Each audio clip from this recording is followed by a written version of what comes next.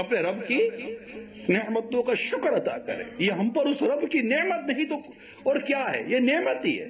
مجھے ایمان دیا، مجھے اسلام دیا، محبوب کی امت نے پیدا کیا، تو اعلیٰ حضرت امیر سنت جیسا دامن دیا ہے، دعوت اسلامی جیسا ماحول دیا، ہم اس کا شکر ادا کرتے ہیں. جامعۃ المدینہ، یہ چھتیں، یہ کتابیں، یہ سب ہم کو اللہ تعالیٰ نے نصیب کیا. سوچو تو صحیح ہے، میں اس کرم کے کہاں تھا قابل حضور کی بندہ پروری ہے.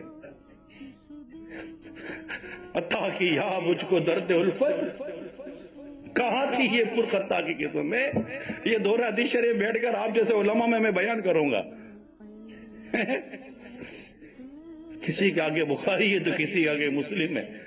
خدا کی قسم یہ اللہ کی بڑی رحمت ہے یار.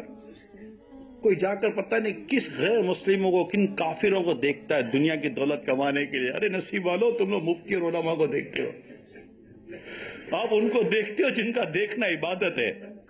اللہ کی یہ بہت بڑی نعمت ہے.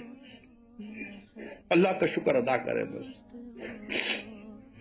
اپنے اندر وہ ہم طبیعت پیدا نہ کرے جو ہم خود ہی نعمتوں کے لیے ڈسکوالیفائی ہو جائیں. کبھی بھی اپنے اس لائن کو، اپنے اس کام کو، دنیا، پیسہ، دولت، شہرت، عزت، تو جناب یہ آسائش اس پر مت تولیے گا. ساری دنیا کا سب سے امیر آدمی بھی ایک پلڑے پر بھی دولت رکھ دینا تو شاید یہ نعمت وہ نہ پا سکے. لوگ باپ کے نام سے پہچانا ہو سکتا، آپ میں سے کئی ایسے ہو جن کا والد ان کے نام سے پہچانا جائے گا. ماں کہے گی یہ میرا بیٹا، یا اللہ میں اپنے پیچھے یہ بیٹا چھوڑ کر آئے ہوں، مجھے بخش دے.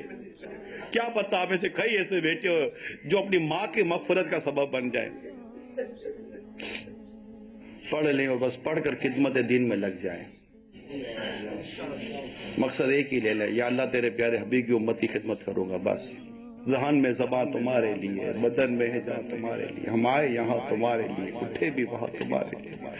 صبح وہ چلے کہ باغ پلے، وہ پھول کھلے کہ دن ہو پلے، لیوا کے تلے صدا میں کھلے، رضا کی صبح تمہارے لیے.